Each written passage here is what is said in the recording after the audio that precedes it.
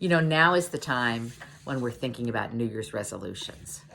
And when we think about New Year's resolutions, we think about things like losing weight, exercising more, cleaning out our closets, or going to visit that friend of yours that you haven't seen in years. And those are important resolutions. But we're here to talk to you about another resolution that we think you might think about for 2021.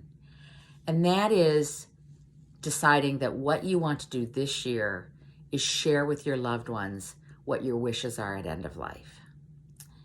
Of course, now with COVID, it's more of a time to have that conversation than we've ever had before, because we know people who go into the hospital with COVID and those wishes aren't clear, and it's harrowing for the family, harrowing for the patient, and certainly very difficult for care providers.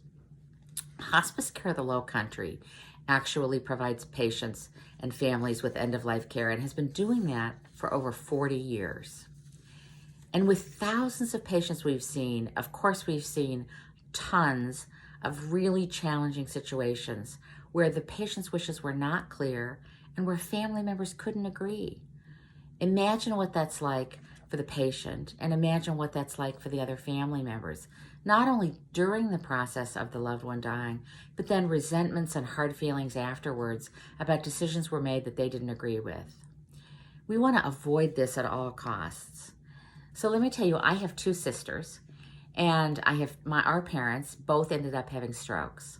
My father had a stroke and was in a long-term care facility for 9 years, my mother for 1 year. But when I hear about other people's stories, our situation was relatively easy, because throughout their lives, our parents had talked with us about what they wanted. We knew my mother didn't want to ever be put on a feeding tube. We knew my mother preferred to die at home. I mean, we knew those things, and we wanted to honor her wishes.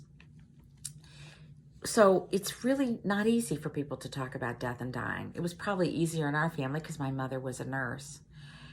But what we want to do is help you with get over those awkward conversations, those ones that are stressful. Even thinking about it can be stressful. And the good news is that resources are available to you for free to help prepare you and to help kind of script that conversation. So one of those resources is the Conversation Project. So the Conversation Project was started about 15 years ago by a Pulitzer Prize-winning journalist named Ellen Goodman. And it was started to help people have conversations. Ellen started it because she had a very difficult time managing the issues with her mom at end of life. And she wanted to help other families get through that process. And what they have on their website, which is just theconversationproject.org, is they have what they call toolkits, which are not really toolkits. They're really kind of little guides, 10, 12-page guides that walk you through preparing to have the conversation, reflecting on what matters to you, then thinking about who you want to share that information with, and then actually scripting the conversation, how you bring it up with your siblings, with your children, with an aunt, whoever you want to have the conversation with.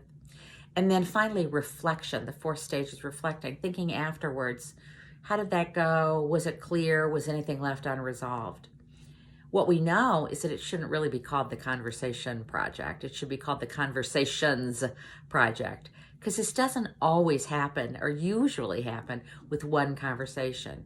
You oftentimes have it again and again. Maybe you have it when you're 65 and then you broach the subject again with even different people at the age of 75. The important thing is this resource can help you know what's important to you and can help you communicate that to others. There's another great resource called 5 Wishes. It's 5wishes.org. Again, very easy to find. And 5 Wishes has a document in there that actually serves as an advance directive once you fill it out.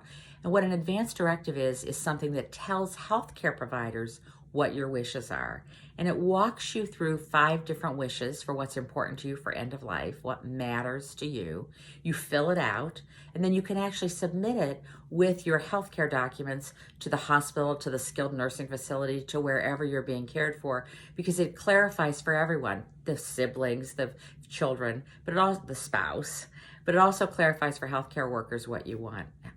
So one of the most important decisions you have to make at end of life is who's going to be your healthcare proxy, who's going to speak for you at end of life, if you are unable to speak, if you're in a car accident, if you've had a stroke. And picking that healthcare proxy is a really important decision you have to make. And these two resources help you think that through, because it needs to be somebody who will honor your wishes and put you first. And that sometimes can be a tough role. I've just been through a harrowing situation with my cousin and her family, and she was the healthcare proxy, and 4 brothers and sisters, and they didn't agree what the dad wanted, but Sheila was the healthcare proxy, and Sheila wanted to honor her dad. It helps to designate a person who's your healthcare proxy, and that person has to be somebody who was like Sheila, really adamant about honoring her father's wishes. So what we think about is that you should be starting 2021 with the goal of personally preparing and having conversations with those you love at end of life. You need to think about it as a gift you give those you love. My sisters and I were blessed with that gift from our parents, and we hope you'll think about doing that in 2021 for those you love also.